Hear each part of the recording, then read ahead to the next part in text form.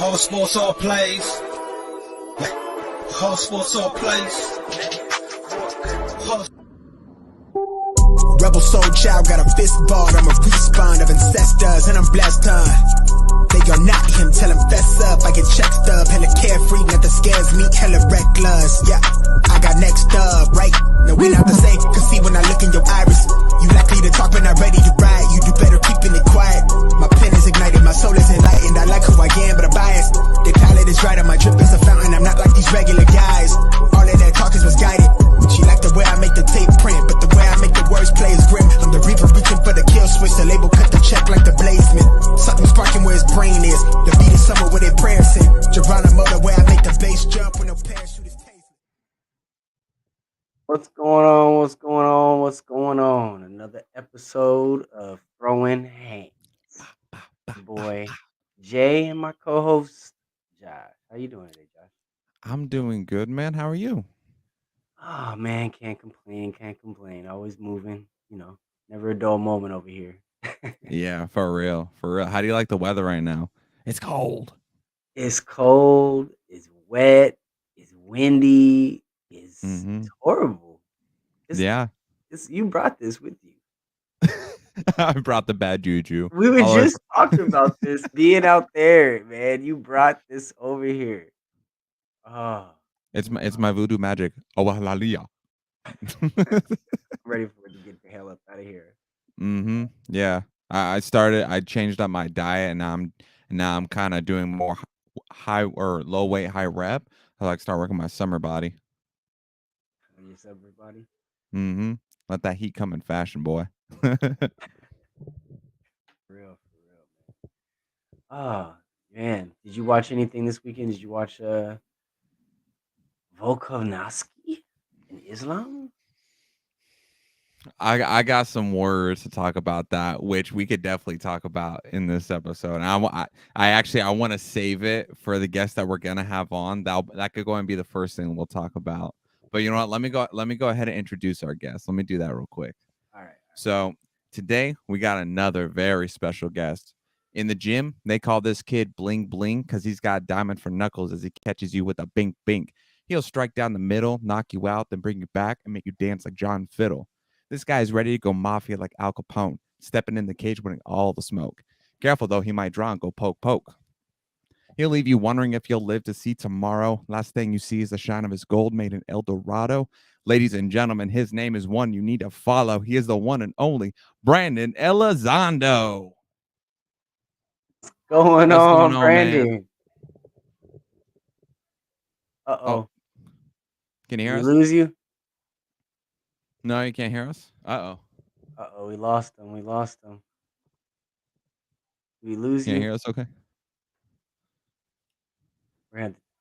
It's always funny because we always do our sound checks before we come in. We always talk before the show starts. And we have the show starts. There's always these little hiccups. Yeah. I know, yeah. Go out and come back in. Matt, you're gonna have to text him. Yeah, I'll go and text him. Yeah. So while you're doing that, I guess I'll bring up the UFC stuff. And we'll just go through the card while we're waiting through.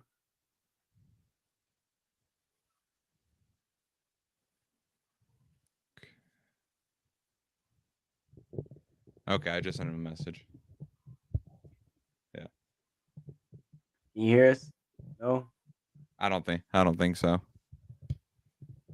It's funny. This is how we've done 6 of the intros, and this is the third. It's like it's almost destined that it's got to happen at least half the time, where it's like this freeze at the beginning. Well, it's good enough to do twice. That's the good thing. It's not like we're doing something that nobody wants to hear twice. Yeah, it's not something boring like this dude is awesome. He likes pears. He made his opponent fall down the stairs. He ripped out his hair. Just something stupid like that. Can't have that. Yeah. Man, It's okay. I actually, speaking of which, I actually just I just made a short from the P Biddy interview that we did for that intro. So I'm gonna post that. Nice. Yeah, that was a good one. That I didn't I haven't gone back and looked at it yet until I did just now or just before this, and I was looking at Princeton's expression, and it had me cracking up. It Can you had me hear us? cracking up. Oh, man, there we go. Can you hear us? See, No? I wonder if the StreamYard mic is muted, but I don't know if you can hear that. No, his mic is not muted unless it's on his side. Is it Bluetooth on? Maybe. Got Bluetooth on. Uh-oh, having some technical difficulties. Spaghetti-o. Well, while we are waiting, while we are Talk about the Volk fight. before we get into the bulk fight, because that Okay. was a really, really good card. Mm-hmm. First of all, um, by far one of the best cards of the year. Even though we're barely into it, I'm saying in the last few months, it was by far one of the best cards out there. I hope he gets back in here. Yeah, sorry guys, we're multitasking. Yeah, we're having a little bit of technical difficulties tonight with Brandon's audio, but we will get it taken care of and get back with it here in a Mm-hmm. few. It's okay. It's not our first rodeo with this stuff. We're just used to it. We roll with it. And we just roll with the punches. You know, it's why it's called throwing hands. Right, right. But yeah, so the car was great. Um, Tyson Pedro and Modestus Lakauskas. Did you watch that Mikowski. fight? Was it on the main card or no? That was on the main card prelims. Yes, sir. That was the first prelim of the night. The first On the prelim. main. Okay. Okay. I think I missed the prelims because I watched the fights with Brandon, with Devin and the boys from Bridge City, and I didn't end up getting there until I think it was at just the end of the first fight of the main card. The very first fight. The dude with the mullet. That's when I finally started seeing the card. Okay. Okay. Well, let me tell you. Um, this was a great fight all the way through. So, uh, Modestus, or I think that's how you pronounce his name, Modestus. Mm-hmm. He took the fight with like a week and a half, 2 week notice. Um, took the fight, came in. I think he was like a plus 350 underdog. Mm-hmm. Gave Pedro the business. Gave him everything he could give him. Really? Yes. Ended up pulling off. I think it was in unanimous. Nice. Yep, unanimous decision. It was a really, really, really, really good fight, and Pedro's good. Pedro's good, so I wasn't expecting him to come in. And that's just I've seen him a couple of times before. He's a decent fighter. He proved me above being decent, Mm-hmm. but I didn't expect that against Pedro. So that was a good fight. And you said that was on a short notice too, right? Yep, that was on short Okay, notice. okay. Those are always the more interesting fights because it's the unexpected ones. There is really no good game plan anymore. You have to throw the old one out the window. So to see how you can adapt is always phenomenal. It's hard to train for those. And it's actually to me sometimes, obviously the disadvantage of the fighter that's taking the fight 2 weeks in advance. Hmm. Obviously, there's obvious disadvantages there, but sometimes it can actually work in their favor because they get to, kind of scout their opponent and like you said, the other Hmm. guy's been in the gym working a totally different game plan. Now he Yep. has to throw that out his head, throw that out the window, and move forward with a totally different mindset. Yep. You know, Yep, exactly. Matrix It on. plays a very big factor in these kind of situations, especially if it's a high stakes one. If it's a fight that could be, if it's a fight that's make or break on where your position is at in the UFC, that could affect the next few years. That's even bigger, dude. Oh yeah, oh yeah.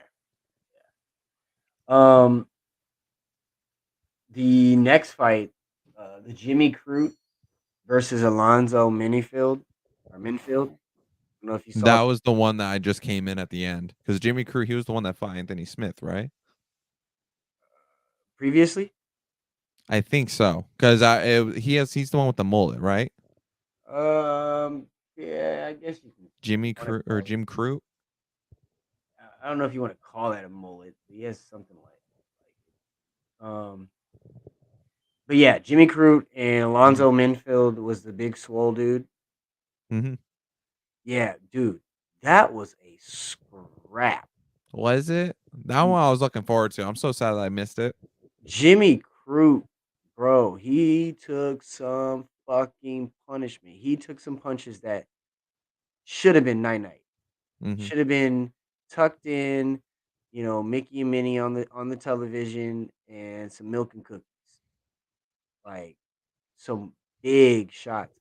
But, that I guess you could say that I was saying, all those muscles need oxygen. Yep. Because Alonzo was gassed Was out he? towards the end of the fight. Yeah, and um, that's what put Jimmy back into the fight. So that was a really, really good fight. That ended up in a draw. Um, Oh, rightfully that's so. right. I remember that's when I first, as soon as I walked in at the house and saw the fight card, that's what it was. It was saying that it was a draw. It, rightfully so, Mhm. because the first round was uh, like both. Mhm. Second round was definitely Alonzo. What's going on? Can you There hear us we now? go. That's There we what I'm go. talking about. There we go. Man, he wasn't even letting me go on the link again for a second. Oh, Dang. glad That's we weird. got through it. What's up, guys? What's Man, up? See, we're the system's designed to give us a hard time. We got to System's work for designed it. to give us a hard time. yeah. Fuck the Matrix. No. Fuck the Wants to beat. see how much we want it. That's what it is. Mhm. Exactly. Mhm. Exactly. Sometimes you Yeah. gotta like work for it just a little more. See, Exactly. now listen. Now this is our third time having to do this. We had to put Josh in the spot because he has to do his intro again because you have to hear it live. I was been waiting for it. I've been waiting for it. All right, Josh, take us away.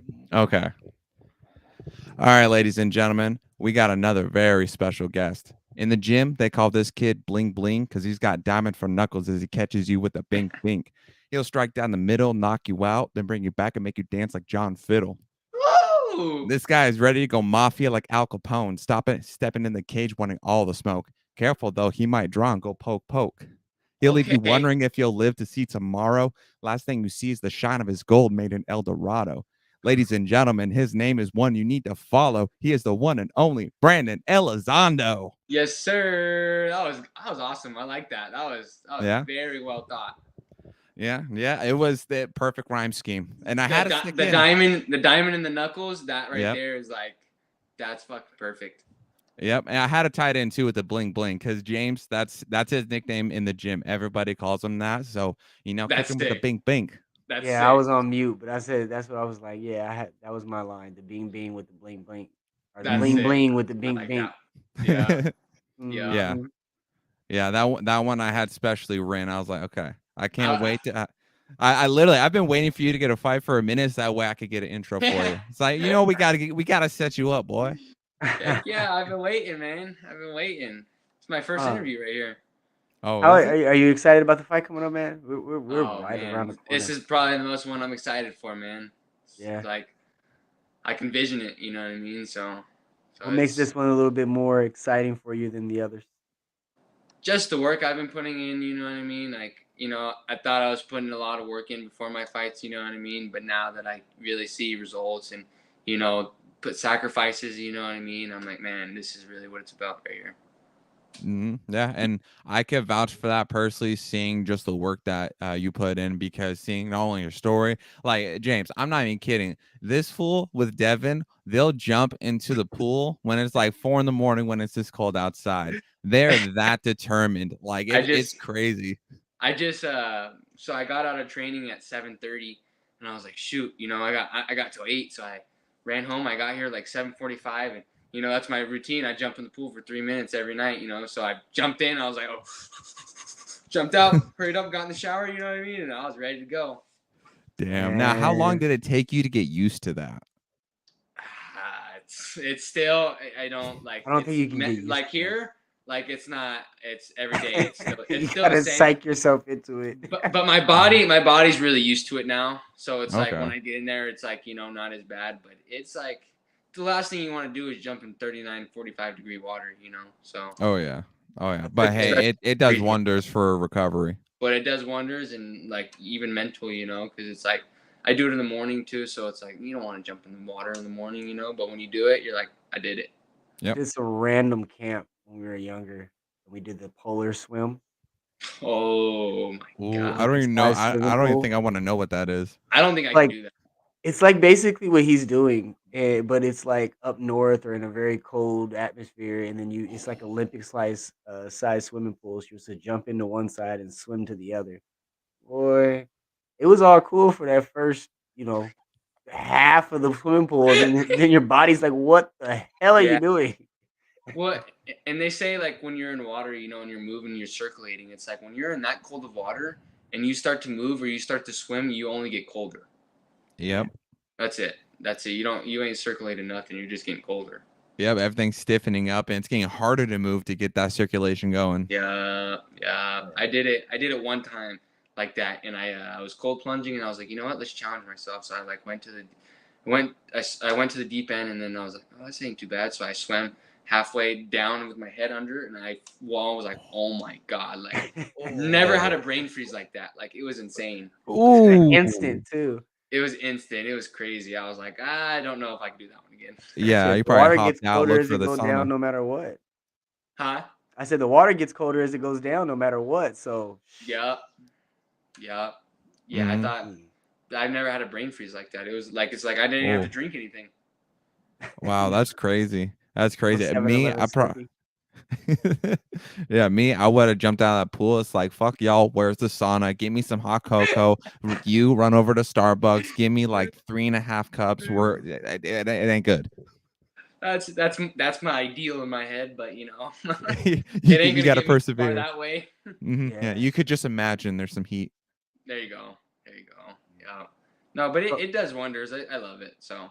What have you noticed different since you've been doing the plunges? What has it done for you? So I've been doing it for about like 6 months now, and like it gives me the same feeling I get into when I get in the cage, you know what I mean? Like that adrenaline, you know what I mean? Like ooh, it's time. Just like the pool, this is it's gonna be intense, you know what I mean? So it's like a daily reminder in the morning, so I get to go through that kind of thing every day. So when I get, to the cage or I get to that moment, I'm so calm and just so collected. Yeah. I'm very comfortable being uncomfortable. Yeah. It's a good way to fine tune your mind so it's in prep for that situation, that time to come. Mm-hmm. And another thing is just recovery. Oh, recovery. Just like, I train so much, so when I cold plunge, you know what I mean? I notice if I take 2 days off and I don't, my body's just like, oh my god. But even in the morning, it's like a cup of coffee for me. I'm half awake when I get in there. As soon as I get out, fully awake. Oh yeah, easily. Like soon as you dip one toe in that, oh yeah, you wide awake. You're done. Yeah. So give us a breakdown, or at least like some information, because of course we don't want you to spoil or give away any key details with your camp. But what do you really like that separates this camp from anyone that you've done before? I quit my job to pursue training full time. So. Okay.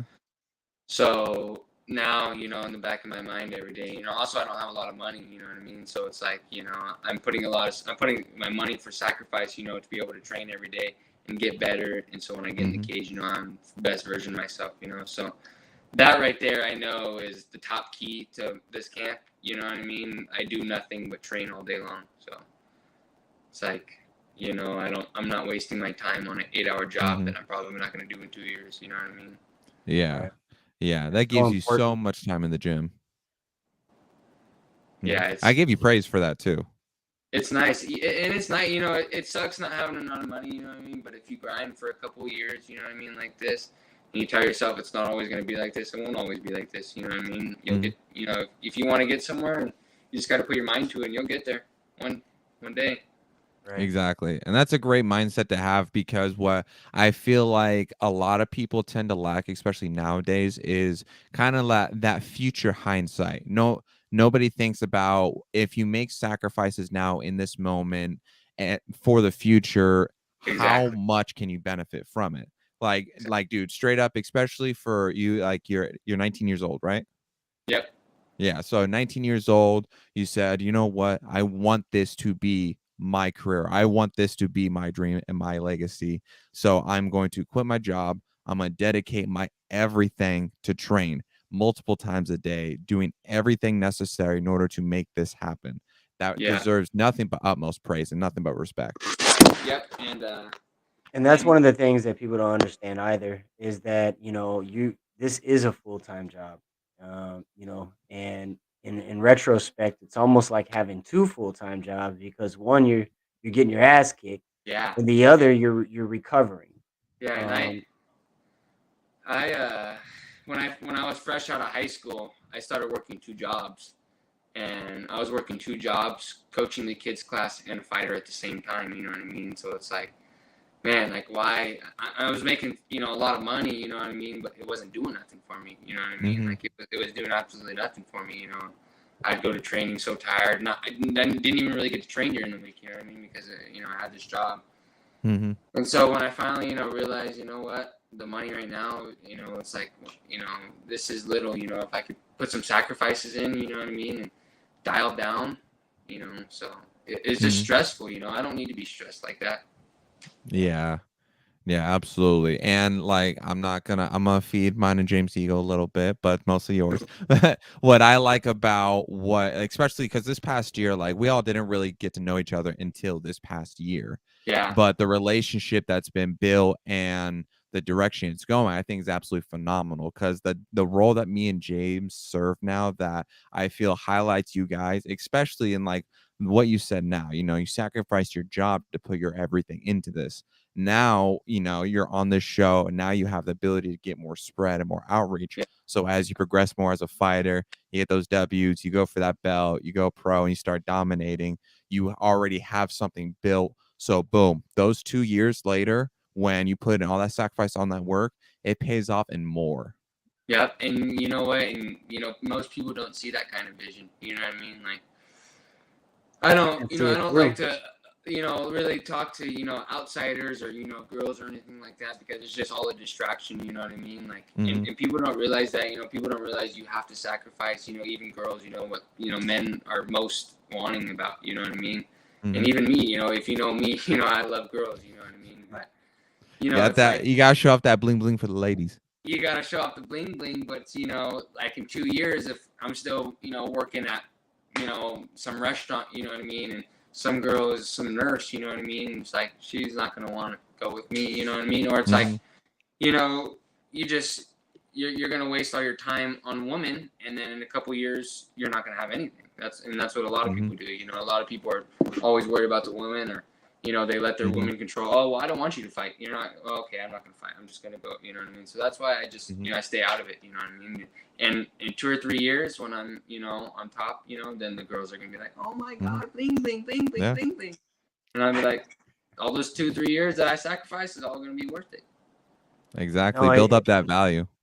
Yeah, no, that's a big part right there too. I mean, you're coming in at a young age, which I think we're gonna see a lot more fighters coming in at a younger age than we have in the past, and um, you know, when did you decide? At what point did you decide you were moving in this direction? And then how did that kind of affect? Because you were probably still in high school.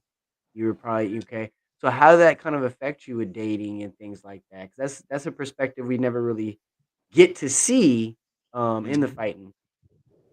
Like, so I got a perfect one. My first fight, I broke up with my girlfriend 3 days before. Oh shit. Well, she broke up with me. Okay, I was like, she broke up with me, so it was like, No, we'll stick to the verse version. So she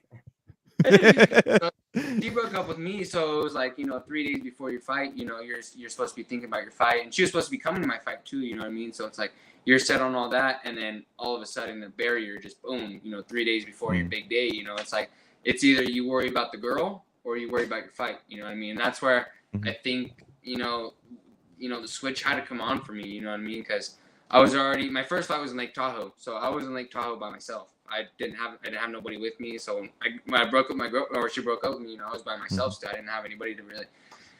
So I just, it's either I look to myself, and it's either I sit here and I cry about it, or I go keep running mountains. You know what I mean? And I keep training for this fight. You know what I mean? There's, So after that, it was like, you know what, like, what happens if I have a girl right now? Same thing happens. You know what I mean? It's gonna mess up my brain once again.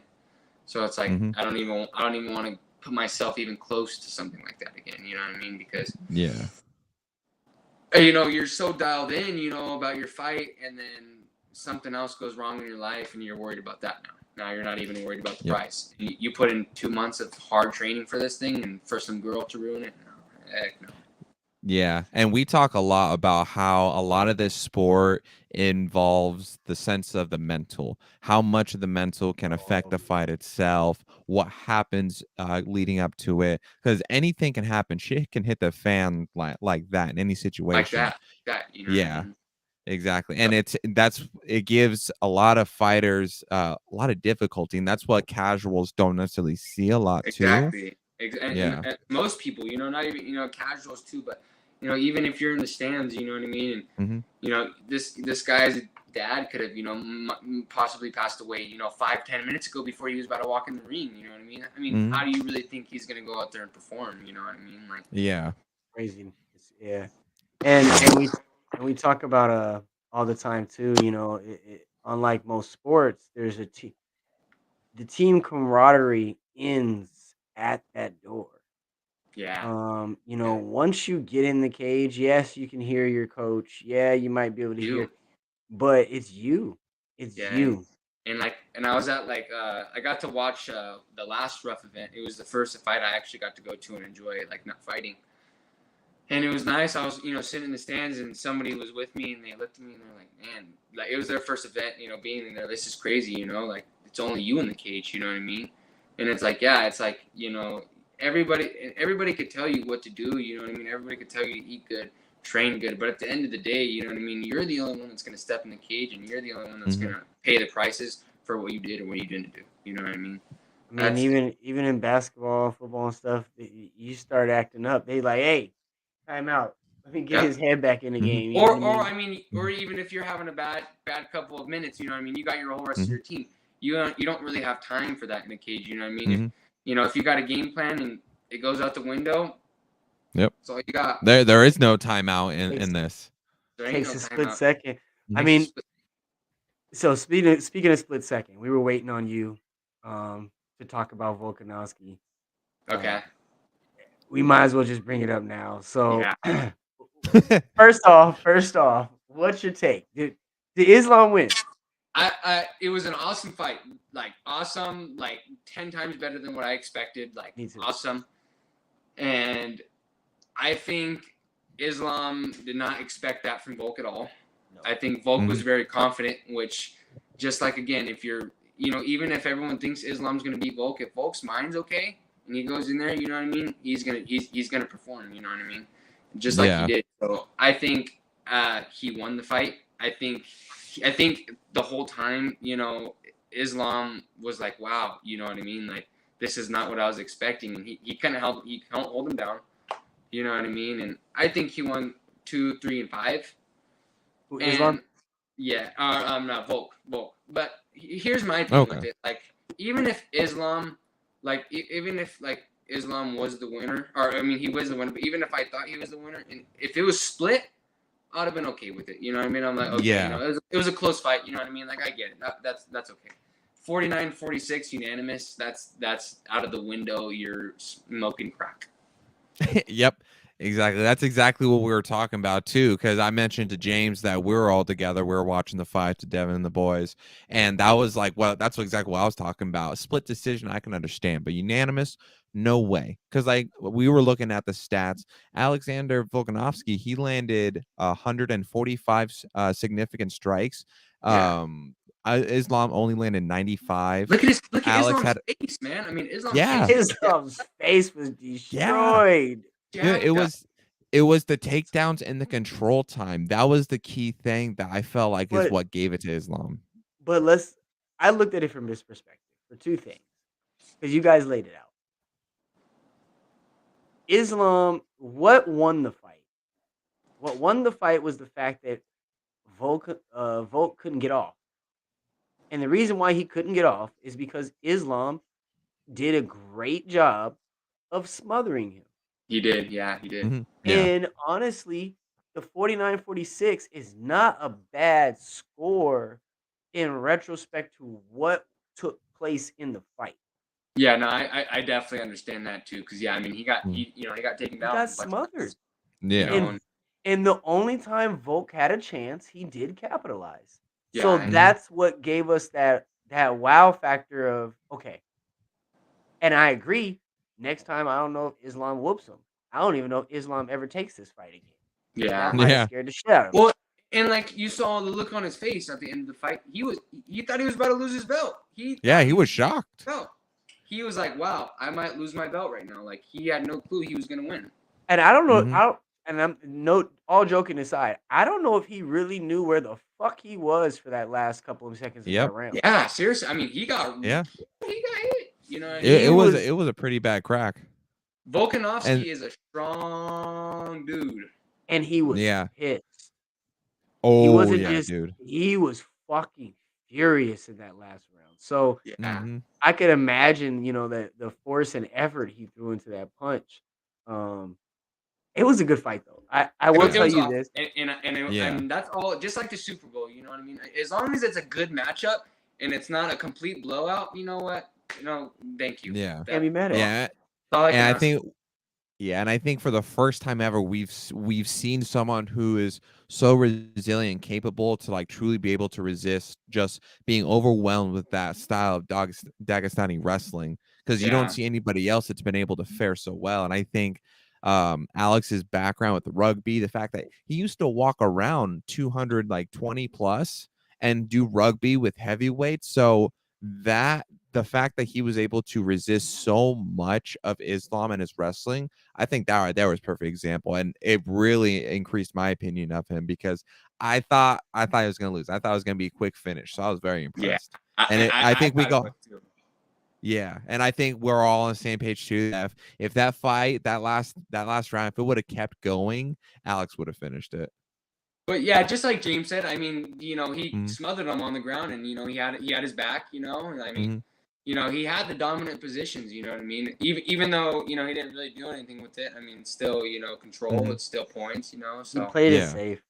and he played Yeah. it safe. And just like you said, that Dagestani wrestling, it's crazy. It's Yeah. I mean, I can't even imagine when that guy grabs onto you what it feels like.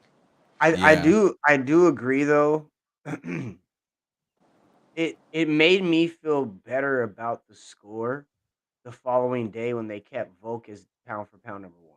Yep. Oh, I did was they? I wanting didn't to know bring that that. up. Yeah. They kept him that. as the number Oh, one. wow. That was, Okay. I feel like that was makes me right. That makes me feel good then. Because Okay. Islam did what he was supposed to do as in the bigger weight class. Yeah, but he didn't show out. No. Mhm. So he did beat him, yeah. But you're a bigger weight class. You're a bigger guy. You should technically beat him.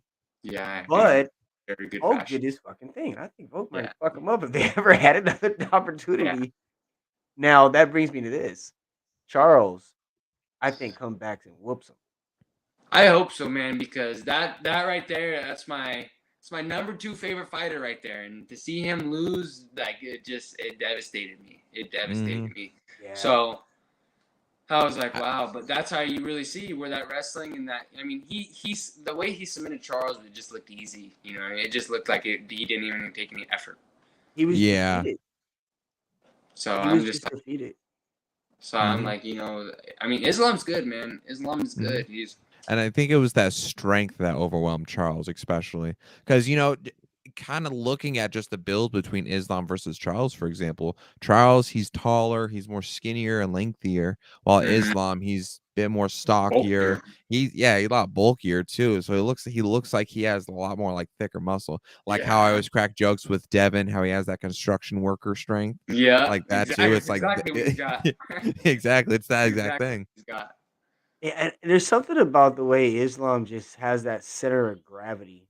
Because Volk, no matter what the hell he did, like he just had that center of gravity. Like he couldn't shake him off to his back. Like he would go to a certain point, and it was just the end of it. Like, all right. Yeah. I do have a question. Tafa, Justin No. Tafa, that fucking cunt. Holy We were talking about that earlier at the training. I was like, man, somebody asked about him. Like, who's that guy? I was like, Justin Tough. Yeah. Who has a better one, Mark Hunt or Justin Tafa? I forgot about Mark Hunt. Wow. Yeah, I think Mark Hunt still holds it for me. Oh boy, just Mark that Hunt, that man. killer walk off, but dude, But that one was nasty. That Justin Tough one was nasty. Or Dude. Shuey? Shuey too. Shuey got some nice ones too. Oh, yeah. man. Dude, he which fight was it? Where the Lewis fight where he really impressed me, man. Where he got rocked by Lewis And then he came back. That was the one where Lewis was walking forward, huh? Yeah, because Lewis was pounding him, dude. I thought Lewis, because Lewis, you know, I was going for Lewis, and he was putting the beat on him, man, like getting him, and then all of a sudden, dude, Ty just switched it, and he started throwing bombs, and I was like, that's when I became a Ty fan, and then when he fought Serial Gone, oh my god. I was, dude, in his last fight too that he just lost, I was like, fuck. He is a dog. Dude, there's something about that zombie walk when you're in that heavyweight division where they just start walking forward, doing those little, I don't even know what to call it. It's like a berserker mode.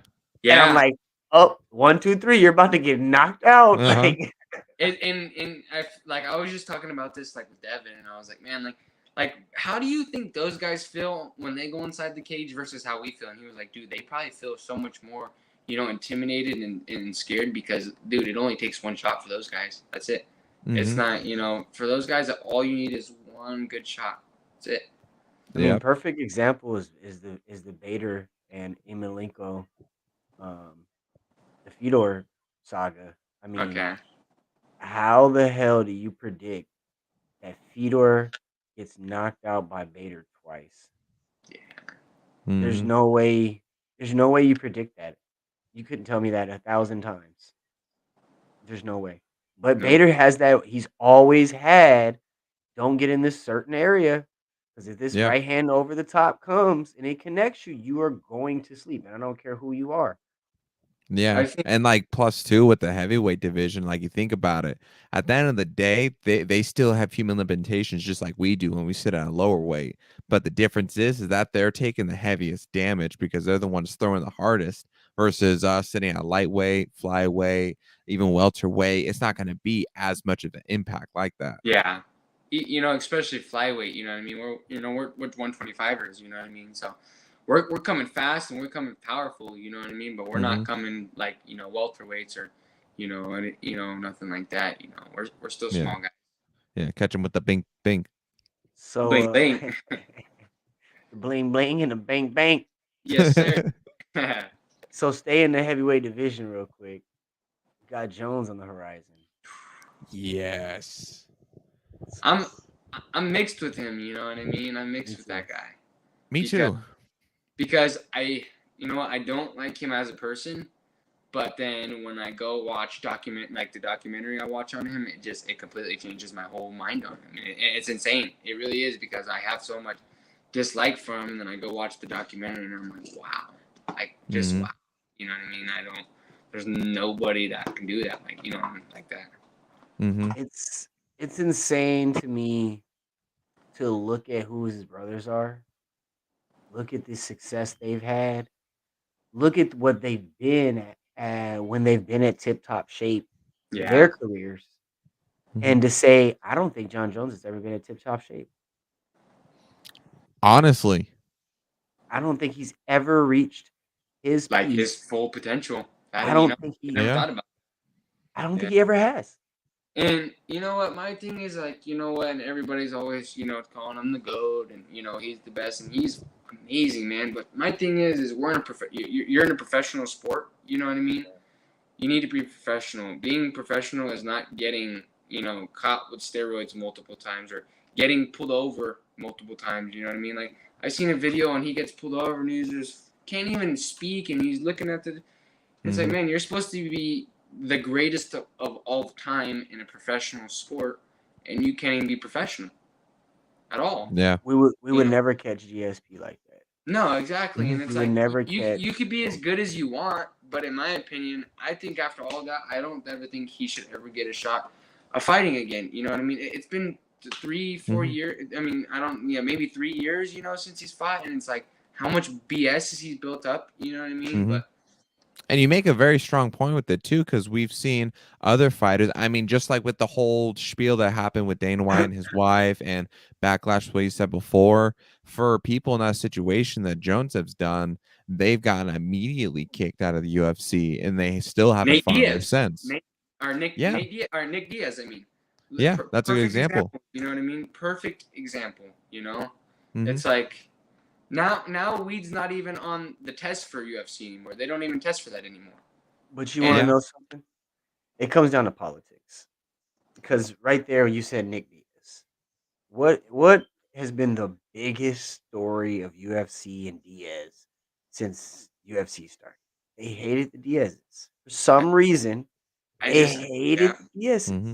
And that was his first opportunity to get Nick out. He was like, all right, go on. Yep. And and I agree. Um, John Jones has had probably the most second chances out of any professional athlete at his level. Um, and it's kind of a weird situation too, because there's no there. I can't count too many other athletes that were at his mecca of where his career was when those things were going on. Hmm. I can't really. Everybody else I can kind of think of, they were kind of out of their mecca part. Like Yeah. Mike Tyson was coming out of jail or going into jail when a lot of the craziness was going on, and he wasn't really that guy at that moment. He was still trying to Yeah. come back. Like everybody I can think of, they were already off of their moment. He was Hmm. in the Yeah, he was mecca. in the moment. I mean, it was crazy to watch. Like I watched the documentary, and he's in the post press conference, and he's telling Daniel Cormier, "I beat you after a weekend of cocaine and drinking." Like, that's crazy to tell somebody that. Right. That's crazy Right. that you could tell somebody that you just beat them after partying all weekend, doing cocaine and drinking, and you just went out Ex- there and you just beat the shit out of them. Especially since he's a Olympic wrestler too. To say that to an Olympic wrestler and to actually stay true and actually take him down. Like that's why like I don't Brandon, That's I why don't they know if say you're he's the familiar GOAT. with. Yeah. Yeah, and I always compare him too with the anime Baki, Yujiro Hanma. Okay, yeah, Just I knew about it.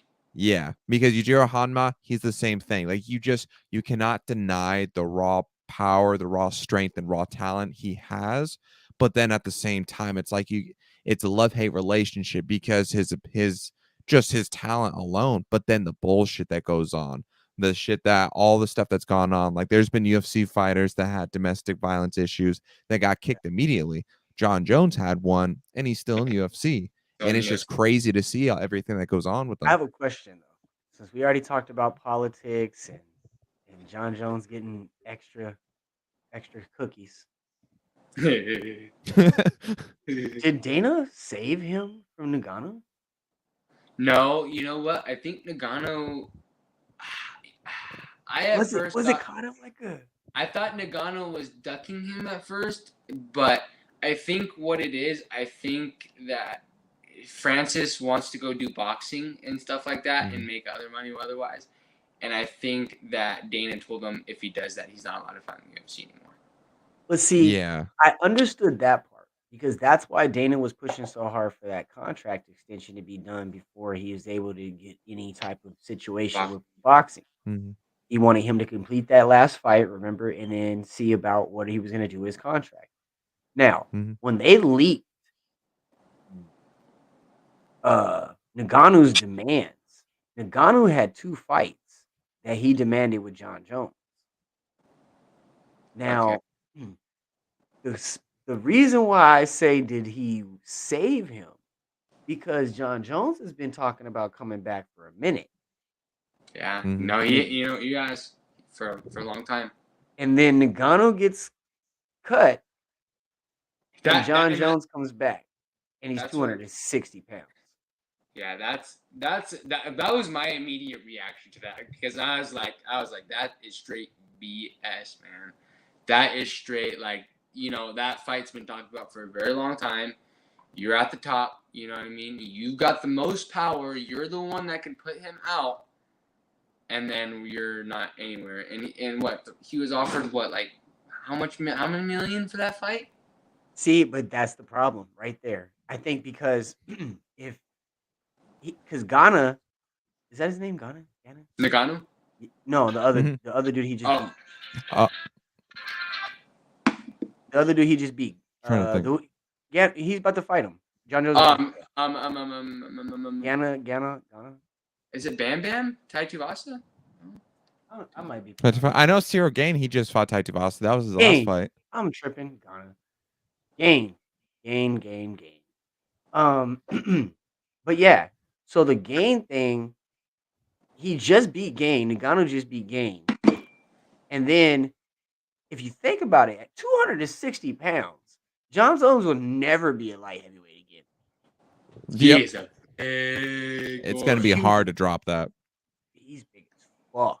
And I follow him on Instagram, so I all this time he hasn't been fighting, he just posts himself weight training, you know what I mean? And he's Mhm. been posting himself for a couple years now, weight training and doing some big, and then you just see him just getting bigger and bigger and Yep. bigger. And But he still got them tiny ass calves. Because he used to walk around in like 230, 240 back when he was fighting, but it wasn't this way. This motherfucker no, huge. no, he's huge Mhm. right now. So I'm excited. He's never been this big. I'm excited to see what he's gonna look like, and it's like, and just like I said, like when I go watch the documentary, I'm like, man, I love this guy. I love the way he fights. It's awesome. But then I don't, you go do stuff like that. I can't bear Mhm. with you. I can't. It's a love-hate relationship. I was gonna say it's hard. Mhm. Because even before I watched the documentary for years, I'm just like, I don't like him. I don't like him. I don't like him. I don't like him. And finally, I'm like, damn, this guy has got talent, man. Like nobody Yeah. else. But it's Yeah, like it's just like. Oh, you go ahead. you can't have one or the other. It's like if you want to be the GOAT, you gotta have both of them. You gotta have the professional side and the killer side. Mhm. Right. Because we always talk about this community that has formed over the years, and it's built on mutual respect and the art of fighting and not the savageness of it. And I think that portion is something that as a champion, your duty to uphold as a champion, to keep that tradition alive, to keep that, especially these different art forms that the fighters take up. You Yeah. go to those specific art forms, you go to their gyms, and you don't give respect, you're getting your You're. Mhm. fucking ass beat. Yep. You're, Yep. Yep. you're getting Exactly. fucked up, and And that's what martial arts is about, is respect. right, Respect Yeah. and everything, no matter if you're rolling, you're striking, you're drilling, you're putting pressure and you're doing the best you can, but you're not being an asshole. You know what I mean? Mhm. You're not being an asshole. Like, my most of my sparring partners are my best friends. You know what I mean? So it's like, we're not in there to sit there and punch the shit out of each other. You know what I mean? But we're Mhm. doing it so we can get better. And that's what we understand. When we get hit, you know what I mean? It's not like, oh, I'm mad, like, I'm gonna hit you right back. It's like, okay, I did something wrong. It's my fault. I need to figure out what I did wrong and not do it again. Right. You know what I mean? And most people, don't understand that point. Like people get really egotistic in gyms, and some gyms are very nice, but there's other gyms, like you said, you don't go respect over there, you'll get your ass beat. Right. Yeah, Right. that's why I was hanging out with JJ a little bit earlier today, and he and I were just on that subject, and I was saying that it's like, yeah, you don't want to be that person that goes into this gym, then just be like, oh yeah, I dominate all these guys, and it's just be disrespectful. Like, and Yeah, have that genuine respect with the team you work with and everybody around. That's what I love about this sport, especially because it's there, even if there's a very strong disdain between the two combatants, whether it's like Conor McGregor or Khabib or whatever, like two people that really hate each other. When it comes down to just the level of respect for each other's skill and the work, the respect is always there. You can hate Yeah. the person, but you got Kamaru who's praising Colby for his skill. Right. Yep. And the best thing I think, about, fighting just in general, not even, let's say, fighting in the cage, it's like when you go toe to toe with somebody, like, and you go a 3-round, let's say a 3-round banger, you know what I mean? Like, you have no choice but to respect this guy now. You know what I mean? You have no choice. Like, you guys just beat up on each other for, 3 rounds, you know what I mean? Giving it all you got, and both of you guys are still standing. You know what I mean? Yep. You got to respect this guy. You know what I mean? Even, Right. let's say even in a street fight, you know what I mean? You guys got beef, you know what I mean? Fine, duke it out. And whoever, probably going to end up, maybe having a beer or something after. Yeah. You know That's what I how mean? guys work, we hate each other, but then we scrap, and then boom, after that, we're having beers. So Get it's it same out thing, your system. same thing in the cage, you know what I mean? It's like, we're both in there to kill each other, but at the end of the day, you know what I mean? We respect each other, and we know we're only doing it for business, Right. Definitely. So, So I know you've probably seen. I always ask a couple of questions before we start. So got your questions. Here we go. I got you. Who? What size shirt you wear? No, I'm kidding. I'm just fucking around. What's your favorite color? Like that to throw me off. No. So who would you compare your fighting style to? Who would you compare your fighting style? I'm gonna try to think of one because I have one, but he's not in the UFC, so you guys wouldn't know him. He's in Cage Warriors. It's a little bit of a smaller. So let me think about that one for a second. I would say probably Sean O'Malley. Nice. Sean O'Malley? Sean O'Malley, his striking is amazing, and then his takedown defense is also there. So he's got amazing, striking, but if someone doesn't like his striking and wants to take him to the ground, he can disregard that, stuff their takedowns and then get back to striking, so Yeah.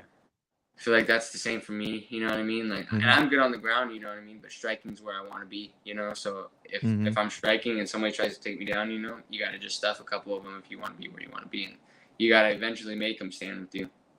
Yeah. Speaking And that of makes sense striking- too with oh, go ahead, James. No, go ahead. I was gonna say that makes two with Sean O'Malley, because seeing your fight, like when you fought AJ Reese, for example, that was a 3-round fight. When you guys were standing up, you were going to town. You were demonstrating that you have striking prowess, and you had that similar style, that kind of like that flair and that pop that Sean O'Malley has. Yeah. And you guys rock the goal too. Yeah, bling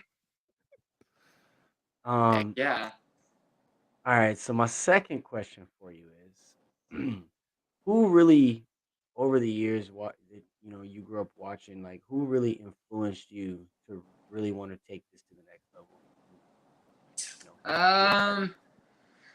There's a couple of things, I didn't have a dad growing up, so that puts a lot, like, I don't want to be a fucking failure, like him, so it's like, you better get your ass together and fucking figure out something to do, and if you're gonna do it, put 100% into it, you know what I mean? And I always had my brother there for me, so seeing my brother work hard every day and getting to where he wanted to be by just working hard, you know what I mean? I'm like, you know what? If I put my head down and do what I do, just like he did, what he likes, I could do the same thing and be successful, and it doesn't matter if I had a dad or not, Mm-hmm. And that's a great thing a very admirable thing, because you think about it, when you step in the cage and that's part of your story, there's going to be a lot of kids like in Havasu, for example, that's going to look at that could be in the same situation, and it brings that sense of hope, and it gives them a sense of drive. Like, I could get out of this. I could make this the best possible. I just need to do what he does, what Brandon does, work hard and don't give up on it. And that's my brother for me. My brother has always been my top influencer. You know what I mean? He's been my dad, you know what I mean, since I was a little kid, you know what I mean? He's been there for me, he's been the one I've been, able to talk to. He's been there for me whenever I'm sad, if I needed help, if I was in a bad situation, I mean, that's the guy I can call. I can always count on him, and just like, I watched him growing up, being a hard worker, and then hard work it paid off for him, you know what I mean? So I'm like, you know what? That's a good advancement. If I would go follow my dad's example, you know what I mean, I would be lost, so. Now just lead by example. Yep. Right. Lead for others behind you, looking up and trying to get to where you're at. Yep. Yeah, exactly. And then for my question that I like to ask now at this part is, if for one fight you could pick anybody to coach you, it could be a former fighter, current fighter, any promotion. It could even just be a coach in general. Who would you want to coach you for a fight? Khabib. You want to do Khabib too? That's exactly what Devin said too. Khabib. Yeah. Now, what is it about why Khabib? I've seen, like, he's a guy I've really seen on camera in a video, and he tells Islam, bam, do this, boom, boom, boom. And Islam does exactly what he says, finishes the fight right there and then. You know what I mean? He did that in a couple of fights recently. Yeah, just literally tells him exactly what to do, and Islam just follows it. Fight's over. Yeah, like his fight against Dan Hooker. That was insane. Step like, get your foot over his head. Yep. Step over the head and don't. That right there is like, dude, imagine you're sitting there and you're like, man, why can't I get this Kimura? Step over the head, and you step over the head and he taps. Like, that's cheap. Daniel Cormier would probably be the other one, just because of how much I get to hear him speak it because of the commentating. He does it often. He's good, man. And you know what? I put him at the top for Oh, did it cut out? Yes, it sure did. Oh, that was a good one. That was a good one. I wonder if his phone may have died. It may have, because of the way it went off. Man, that was a good one, man. That was another good one. Yeah, that was a good one. I feel like this one, especially with Brandon, I definitely want to do again, just because of how much technical difficulties we had. Yeah, it's still early on, and I can't wait, for the Bridge City post-fight interviews. Yeah, that's gonna be dope. And then the weigh-ins too, like, bro, it's the 15th. The fight event is on the 25th. We're literally just 10 days away. That means we're 9 days away from just the weigh-ins itself. So what was it? It's gonna be probably next Thursday or the following Thursday. We'll be at the weigh-ins talking to all these fighters, seeing the guys. Brandon coming in with the bling bling. No, sorry, Friday. Okay. Scared me. Sorry, I got confused. I was looking at a different promotion on Instagram a while ago, earlier today, and it was saying the fight was on Friday, so I got confused. Yeah, next week Friday will be at the weigh-ins, and then next week Saturday we will be at Celebrity Theater for Rough 52. It should be good, man. It's gonna be a good one. Oh, Brandon, actually, he may be hopping back on in a second. Yeah, it's good. I'm excited. Yeah. I'm excited. The first one of the year. It's gonna be a doozy. We're gonna have to start this year with the bang too. Yeah. We're gonna have to get with a fucking bang. Then we're gonna come with a bang of rang. That's what we're gonna do. We're gonna cough up the 3-piece and a soda and dish out the whole buffet. Yeah, because 51, boy. 51 was bombs over Baghdad. They was dropping bombs in there. Yeah. Sosa's back. Yep. Back. We got a lot of. What I like about this card especially is the fact that it's like a good 50-50 mix of fighters we've already know and then fighters that are new to us. Like that's what I really liked about 51. Yeah. Sorry, guys. My Hey, there bad. you go. No, you're It's all good. You're good. It's all good. I'm on. Because I don't have a good phone, so I just use this thing. This thing's 10 times bigger. Hey, that works. That works It's better so than much phone better. sometimes. Heck yeah. Well, I had one more question for you, so I'm glad you came back on. Dream matchup. Dream Who would be matchup. your Ooh. dream matchup? And obviously, it could be in both your primes. Anderson Silva. Ooh, Anderson Hey, Silva. respect on that. Anderson Silva, because that's the guy right there that well, he's one of the reasons I fell in love with the sport. So be able to get in a cage with him, just like Israel Adesanya, that was his idol, and he got to fight with them, and you know how big that was for him. So that would be like, that would be a dream come true right there. Especially since for you having a favor, like you like striking a lot more, to go toe to toe with Anderson Silva like that, dude, that'd be Sick, fucking man. legendary. It'd be sick, and just to be able to dap each other up and hug each other after would be just awesome. I'm like, man, I watched you growing up, man. Like, we're in the cage now together. I always think about that. I'm like, man, I wish you still just a couple more years. Anderson, man, he Just- he did it as long as he really could, man. That dude was that's a legend, man. I mean, he did it. He finally stepped away because his family was like, man, stop. Yeah. Mhm. I'm glad he did because he started getting clipped at the end, and He did, but that's he's not- killing it in boxing right now. Yeah, Yeah. he got some of the fastest hands in the UFC.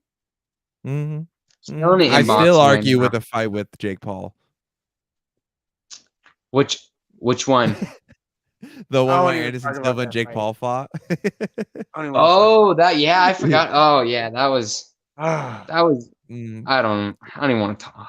Yeah, Jake see? Paul James, is you saw James' reaction. He was like, "Nah, we ain't gonna talk about Jake- that. Fuck Jake that Paul bitch. is like- He could go somewhere else." I respect Jake Paul. I respect what he's doing. I respect the money he's making. He created his own lane, but I ain't gonna talk about that fight. Yeah, no. He fuck did, fight that. didn't matter. and he, he didn't care about what anyone said. He still did his thing. So Mhm. Respect. So you gotta respect that. I say Yeah, I can respect him for that because I mean his name's out there now and he's got money, and everyone still talk crap on him, but look at him, he's on top of the world. Mhm. But stop Tommy fucking Fury with my better legends. not pull out. Stop fucking with my legends, exactly. Yeah, Stop and fucking Tommy with my Fury legends. stop pulling out. Or Hey. the Floyd Mayweather and the Logan Paul one. No, fuck that. Jose Aldo. Jose Aldo and Floyd Mayweather just got signed. No shit. Really? Yes, this weekend. Ooh, Boxing that's Oh, gonna be shit. good. Oh shit. Yeah, not that just solely for the ferociousness of Jose Aldo. That I'm curious about. Fucking Jose's gonna end up kicking his ass. He's gonna end up kicking him in the face. Mhm. If Deji can give him a black guy, then old age is kicking in. Yeah. Can you imagine? Yeah. Floyd And hits him with, he like, got his 4 straight kicks. jabs. Yeah, Yep. that's what I'm saying. Floyd's gonna hit with like 4 straight jabs, and then Jose's gonna be like, you know what? Fuck this shit. Hit with his spinning heel kickers. I think no matter how old Floyd Mayweather gets, he's always going to be he's going to be fast. He's always going to be fast, Oh, and yeah. he's going to be athletic. You know what I mean? I think since he was a kid, you know what I mean. I don't really think he would drink that much and party that much, so his body is in good shape. You know what I mean? His body's not beat down. Yeah, According to him, he he's never left the gym smoked either. a day in his life. He's only had like 1 or 2 drinks ever. Are you serious? Yeah. Yeah. Yeah. He's like that. You gotta give him credit on that. He is that disciplined. Even to this day, even though he's technically retired, he's always at the gym. Like his own dad said, he never left the gym even after he retired. That's crazy. I just forgot about this. I was on somewhere. I was on some page the other day, and I like to go to the comments because I like to see what people say, And they're saying that they had saw Floyd at the club one time, and they're partying. You know what I mean, having fun. And everyone's drinking. He's sipping on tap water. You know what I mean. And he said 15 minutes later, they said, "All right, wrap it up. Let's go to the gym. Here we go." Went Damn, straight from the that's club to the discipline. gym. Went straight back to it. Like I- that's crazy, man. There's only like five guys in like history. It's like you just look at it and you're like, man, that dude lives in the gym. Floyd Mayweather, Mike Tyson, George St. Pierre, fucking George St. Pierre, especially.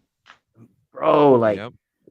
And you consider too, like with just not to interrupt, but with Floyd, he's got brittle hands and he's still doing this. dude, he's beat people's asses with 2 broken hands within 2 rounds, like do a 10-round fight. Yeah. Oh man, He's different, man. And I've always, that's my favorite boxer of all time. And so many people got so many things to say about him. And I'm just like, go back to that. I mean, guy's the most disciplined guy, in the gym, man. Like that's insane for me, man. To see Floyd Mayweather at a club and he's just, drinking water while everyone's partying, you know what I mean? And then 15 minutes later, his manager's like, wrap it up. We're going to the gym. You know what I mean? Like, that's crazy to just go partying. Talking shit to Floyd Mayweather in public. Like, this dude is on his P's and Q's at all fucking time. Like, he's never slipping. Like, and that's why he's 50 for and slipping 0. those punches. Yeah. And that's why he's 50 and 0. Hey, don't be trying to kiss a man during a fight. You won't get punched in the face. Like, I couldn't imagine how bad that would throw somebody off, man. Like, I would be like, what the fuck? I'd be like, what? I'd be like, I don't even know if I want to. I don't even know if I want to fight you and go to the ground anymore because I don't know what you're gonna do there. He's getting a little too close to you. All right, man. Well, I appreciate you coming on, man. I can't wait for the 25th. Hey, thank you guys for having me on. That was an awesome show. Yeah, no, absolutely, we're man. definitely gonna do it again, and we can't wait for that post-fight interview, man. Bridge City's doing Thank big you things guys. on the Thank you 25th. guys. You gonna be there? Yes, sir. Yes, sir. Oh, you I know bet. it. Heck yeah.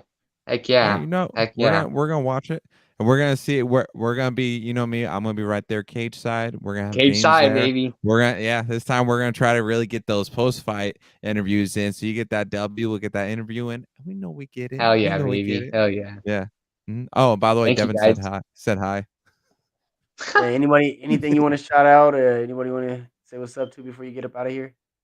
Just shout out Devin and Trent, you know what I mean? Devin and Trent those are my 2 training partners, you know what I mean? And they're also my best friends, you know what I mean? And they're the reason, I push as hard as I do every day, you know what I mean? They give me that extra every day, in training and in running and swimming, and anything we do, you know what I mean? It's like if I'm tired, if I want to quit, they look at me and they're like, how bad do you want it? You know what I mean? And that reminds me, you know what I mean? You gotta do it, So I just want to shout those guys out. Those guys work hard, and it's gonna show on 25th. So I'm excited. Hell yeah, man. Hell yeah. Well, to you, Devin and Trent, good luck, man. Good luck. Thank you guys. I appreciate it. You guys are gonna kill it. Heck yeah! I can't wait to see you guys. You too, man. Yes, sir. All right, guys. Sir. Well, all right. Oh, all right. Why'd you do that, man? How unforgiving. No, I'm kidding. Hey, but love is key. It's you gotta love the food factory because it's key to our hearts. You got this guy, he's good for your digestion. He gives you all kind of diet tips. Jason Delalay, my guy, Delalay Homes. If you need a host, you better call Jason. But yeah, man, until next Tuesday. Anything before you sign out?